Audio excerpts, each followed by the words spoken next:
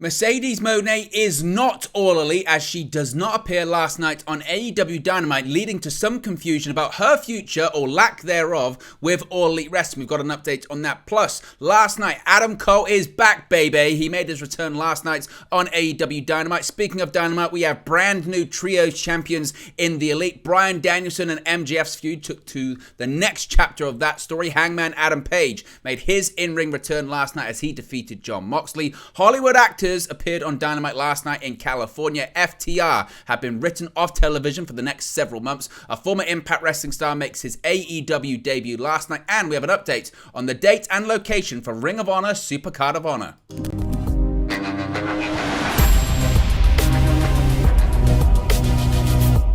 Hey guys, welcome back to Wrestling News 365. Hope everyone is doing very well. As always, there are plenty of news stories to get into in the world of All Elite Wrestling, and a lot of people last night tuned into AEW Dynamite because it was going to be a big show, but the expectation amongst some was that former WWE superstar Sasha Banks, now known as Mercedes Moné, would be appearing on the show in the tag team match that involves Saraya, Toni Storm, Dr. Britt Baker, DMD, and AEW Women's World Champion Jamie Hayter, but that was not the case, leading to some fans being frustrated that AEW didn't deliver on something that, frankly, they didn't promise, but it was speculated upon. Now, Mercedes Moné, as mentioned, is not #All Elite. This is the only story for now, even if many were assuming the opposite would be reported today following the January 11th edition of AEW Dynamite on TBS. Many were expectant and subsequently disappointed with no Mercedes trending on Twitter and loud boos being heard from inside the building in the forum last night when fans misread the lights going down as the reveal of her arrival rather than the typical Rampage match rundown, which was the case. After the match last night, the lights went down. Everyone thought, here we go. Money is going to be ringing out in the arena. It was not. It was, this is what's going to happen on Friday on Rampage. Now, the former Sasha Banks was the source of much speculation for the episode following AEW's booking of Saraya and a mystery partner versus Jamie Hayter and Britt Baker earlier on, several weeks ago at this point. It was towards the end of 2022, but several weeks, and this was the build-up to it, and many people thought mystery partner. She was also given tickets, Saraya, as well, which Saraya said, I've given to a couple of friends. Well, her status with WWE at that point in time, Sasha Banks, Mercedes Moné, was unknown, but a separation between those two sides was confirmed. She appeared for the first time as Mercedes Moné at New Japan's Wrestle Kingdom 17 on January 4th. On the very same night, Britt Baker referred to herself as, quote, the boss in a pre-tape promo on Dynamite, furthering chatter that wasn't halted by an awkward and unconvincing announcement of Toni Storm as Saraya's partner later on in the night. Despite that announcement, people thought there's going to be an angle here. Britt Baker, she called herself the boss. She winked at the camera. Now, conflicting reports confused things further during the week, and ultimately the match went ahead as advertised, with no appearance by Moné. She, of course, is set to make her debut for New Japan Pro Wrestling against IWGP Women's Champion Kairi on February 18th in what will be her first match since a May 2022 tag team match alongside Naomi against Natalya and Shayna Baszler. Now, in this tag team match, the formidable team of the Killer and the Pillar, Jamie Hayter and Britt Baker, took on Saraya and Toni Storm. Now, putting on an epic match that the excited Los Angeles crowd was very into, all of the combatants showed off an impressive offensive array when former AEW Women's World Champion Shida joined the action at ringside to watch the match from the corner of Toni Storm and Saraya. With multiple near falls, both teams blasted each other with multiple signature moves, and finally elbow strikes between Hayter and Storm leading to both collapsing. With Rebel getting involved, distracting the referee, Shida snuck in a kendo stick, which was quickly snatched by Dr. Britt Baker, who used it on Toni Storm.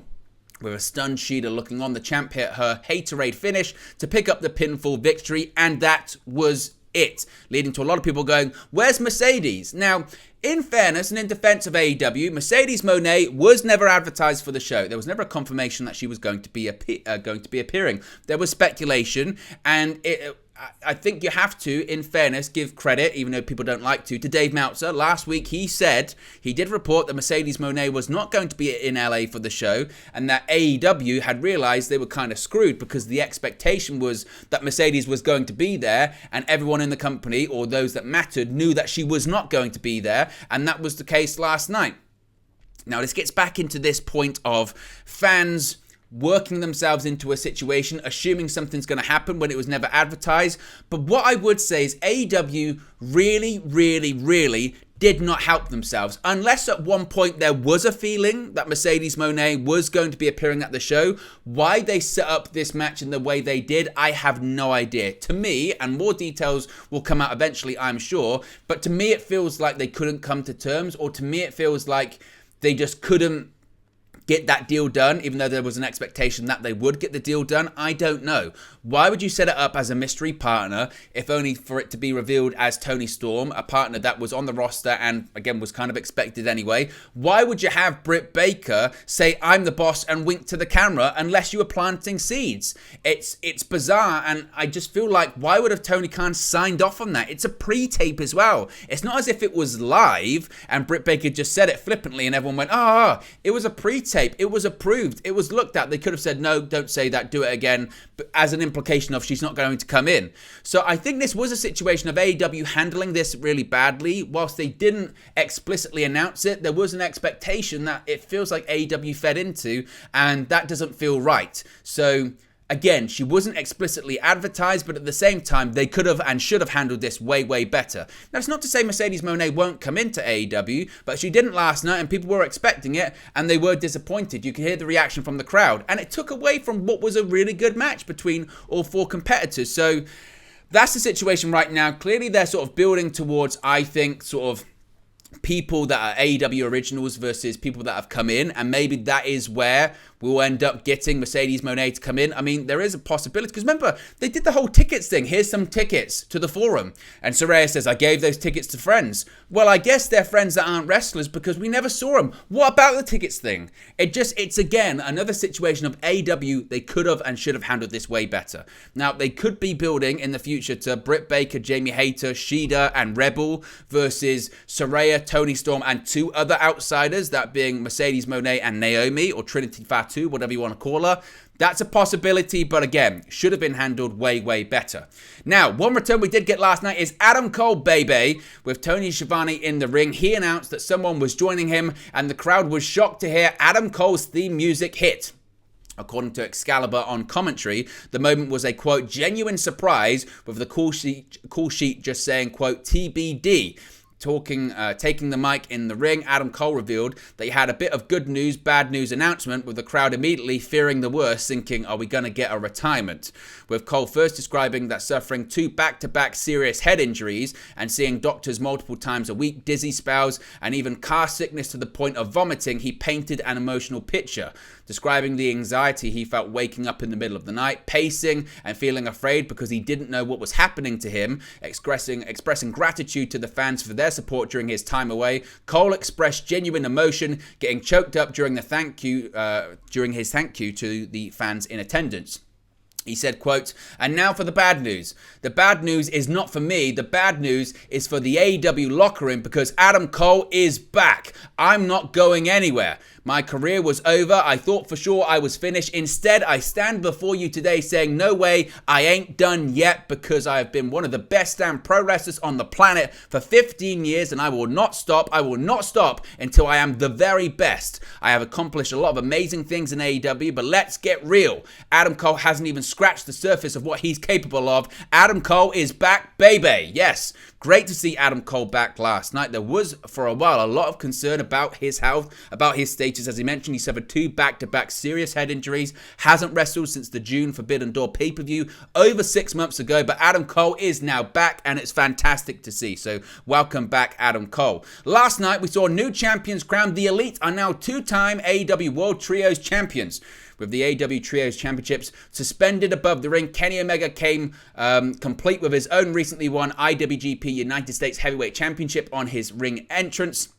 With the Elite still using their licensed rock anthem, Carry On Wayward Son by Kansas, as their theme, they made their grand entrance first for the final matchup of the Best of 7 series. With current champions Death Triangle making their stunning entrance for the first time since the AEW changed their set design, it was a sight to behold ahead of the title bout. With stunning spots throughout, the match itself did not disappoint, as throughout the hard-hitting bout there were epic moments. with all of the members of the Elite down. Penta attempted the high climb, but was intercepted by Matt Jackson, and the war continued. In the end, it was an incredible one-winged angel from the ladders to the ground on Rey Fenix, which set up a massive climb for the cleaner. With the AEW Trios Championships titles in his grasp, Omega was able to capture the center belt to win back the AEW Trios Championships. And they are now two-time AEW World Trios Champions. This was expected from the beginning. The moment the Elite came back, the assumption was they're going to win back the AEW World Trios Championships. The Best of 7 series was fantastic, if not predictable, but we got great matches nevertheless. Where it goes now for the Elite, I think it goes back to what was the original plan. Remember, the Elite were the inaugural champions, and I think that now we move on to the Elite versus the House of Black for the AEW World Trios Championships. I think that's the story they tell into AEW Revolution. And then coming out of Revolution, look, who knows what could happen? All I'm saying is, and we'll kind of touch on this a little bit later on, there is a story to be told if people can put their egos aside. If we can get the Elites, Kenny Omega and the Young Bucks versus CM Punk and FTR for the World Trios Championships, that's money, and that could be one of the biggest storylines and biggest matches in AEW history. Whether or not egos can be put aside, we'll have to wait and see. Bryan Danielson, of course, he's got to win all of his matches to get his AEW World Championship shot against MJF at AEW Revolution. Returning to the scene, though, of his now infamous MJF promo, MJF made his voice heard last night on Dynamite, with Konosuke Takeshita making his ring entrance. Fans may have expected to see Bryan Danielson next. However, instead, we got MJF interrupting to insult Takeshita, both saying his name wrong and urging him to, quote, speak American. Takeshita was clearly not impressed. Japanese star not only showed off his Japanese but also English when he urged MJF to kiss his ass before shoving the champion. With MJF getting in a shoving match with Takeshita, he ordered referee Aubrey Edwards to keep him away, while Los Angeles chanted Maxi Pad. Of course, that was a chant begun by Ricky Starks several weeks ago. MJF noting that he had been hearing the chatter that he's afraid of Danielson or that he can't last an hour. Fans could ask their mothers, sisters, or their skank girlfriends how long the champion could last. Going on to continue the insults, MJF pointed out celebs Ken Young and Freddie Prinze Jr. in the crowd. We'll touch on them a bit later on. However, as soon as Bryan Danielson's music hit, MJF was stunned in the ring and then sprinted up the ramp to escape.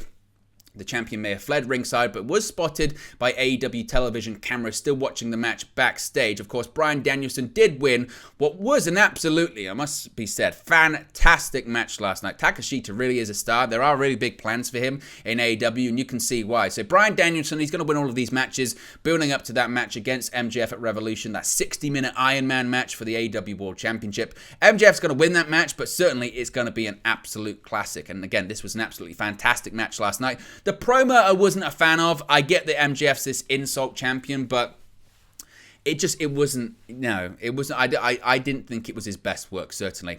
Hangman Adam Page is back. Hangman Adam Page made his in-ring return last night on Dynamite, facing off against Jon Moxley. A hot start to last night's AEW Dynamite as the action kicked off straight away with Jon Moxley versus Hangman Adam Page. For the first time in 85 days, Hangman Adam Page returned to in-ring competition in a brutal matchup against rival Jon Moxley. Returning to injury from concussion, Hangman Adam Page and Jon Moxley exchanged vicious lariats ahead of the first picture-in-picture commercial break. With chants of "This is awesome," the match continued to be a battle of the lariats as both competitors showed their strong style offense. In the final third of the match, both struggled to rise to their feet as the referee made it to a 7 count before Moxley and Page exchanged solid strikes, including palm strikes and headbutts. With Hangman able to hit the buckshot lariat, he won his return via pinfall, becoming one of a very rare few people to actually defeat Jon Moxley on AEW television clean. I think CM Punk and maybe one other, I forget, but certainly not many people have been able to do it in singles competition, so a big victory for Hangman Adam Page.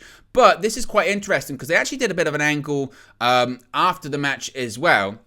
As I mentioned, in the end, a buckshot lariat sealed the victory for Hangman. Mox struggled to get up after the match. He failed to recognize the match referee as well. AEW went to a commercial break several minutes after the match. A fan footage from the event captured the moments that transpired during the commercial break. The footage shows Wheeler Yuta coming to Mox's aid in the ring and helping him get to the back. Excalibur noted after the commercial break that Mox received medical attention after the match. As of this recording, the company hasn't released a new update on him. It remains to be seen if Mox was just selling how strong or how stiff the match was, if they're going to tell a story of, Moxley was almost mocking Hangman Adam Page for getting a concussion in their AEW World Championship match last year, we could see if maybe the opposite happens here, that Hangman gave Moxley a concussion. I don't know how I feel about faux concussions because they're so serious, but that might be part of the story being told here. Now, I mentioned MJF roasted some of the Hollywood actors on Dynamite last night, and there were several Hollywood stars in the forum last night. Some Hollywood actors were in attendance and featured on last night's Dynamite, with the Dynamite episode emanating from the forum in Los Angeles, California. Many would expect some Hollywood representation on the program. During a backstage segment with Renee Paquette interviewing Orange Cassidy and Danhausen, actor and Golden Globe winner Paul Walter Hauser appeared and announced he would also appear on this Friday's edition of Rampage. Hauser is one of the stars of Netflix Cobra Kai series where he plays Stingray. Meanwhile, Hangover actor Ken Jeong was in the front row during an in-ring promo from AEW World Champion MJF, who insulted the star. Maxwell Jacob Friedman didn't end his verbal assault on Hollywood actors when he turned his eye to Freddie Prinze Jr., the former WWE writer and star of the Scooby-Doo films, was insulted by MJF, calling him a Scooby-Doo douchebag. A Scooby-Dooby douchebag, excuse me, which was entertaining. Freddie Prinze Jr., of course, he said he's going to be setting up his own promotion, but he was ringside last night, and Ken Jeong's reaction, as you can see on the screen there, was fantastic. Not the first time we've seen him on a pro wrestling show. He guest hosted Raw back in 2009 on the road to SummerSlam. FTR, we've got an update on FTR certainly as well, because FTR appeared to be off television for the next several months. Yes, months with an M. Top AEW stars are now set to be off television for several months. At Ring of Honor Final Battle 2022, FTR lost the Ring of Honor World Tag Team Championships to the Briscoes. Then later in December, Dax Howard and Cash Wheeler dropped the AAA World Tag Team titles to Dragon Lee and Dralistico. Finally, at New Japan's Wrestle Kingdom 17, the duo came up short against Bishimon's Hiroki Goto and Yoshihashi to lose the IWGP Tag Team Championships. Speaking on his FTR podcast with Matt Coon, Dax Howard revealed that he and Cash Wheeler have been granted a few months off television. After saying he had the blessing of Cash to speak on the matter, Dax said, quote, "I also have the blessing of Tony Khan to talk about this and make a statement about this. Tony has been nothing but top-notch to me and Dan since day one. There are things we haven't agreed on as any boss and any employee, even any friend. There are times that I felt the boat was missed on opportunities for us. There were times that I was super happy with everything we were doing, but there has come a time where we are on the tail end of our career." Reflecting on where the tag team is at in their career, Howard continued saying, quote, "Right now at this point in our career is the most important time in our career. I mean that monetarily, creatively, and personally. It is the most important time in our career. With that being said, we have asked and been granted the next few months off of television so we can sit back, reflect, decide, let our bodies heal, and figure out where we're going to what we're going to do for the next few years. Whatever we decide to do next will be the absolute last thing we do as far as wrestling."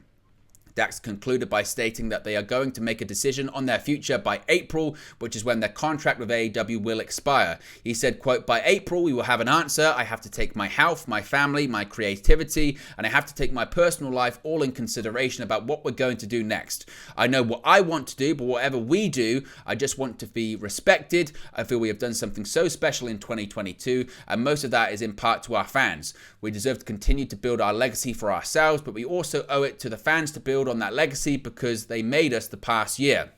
I'm not sure exactly how long we'll be away. It may be all the way until the end of our contract. Our contract is up in April. So we'll have to wait and see what FTR do. I think if you'd have said to them a couple of months ago, where are you leaning? They may have been leaning towards returning to WWE, finishing their careers off where they started as a tag team. However, with all of the stuff going on with Vince McMahon right now and a possible creative return in 2023, they might decide to stay in AEW. They might decide just to work indies. Who knows what they will do? I think given they're saying monetarily, the important thing is there. It's between AEW and WWE, but I mean, now's the perfect time to decide and sit back and see where things go.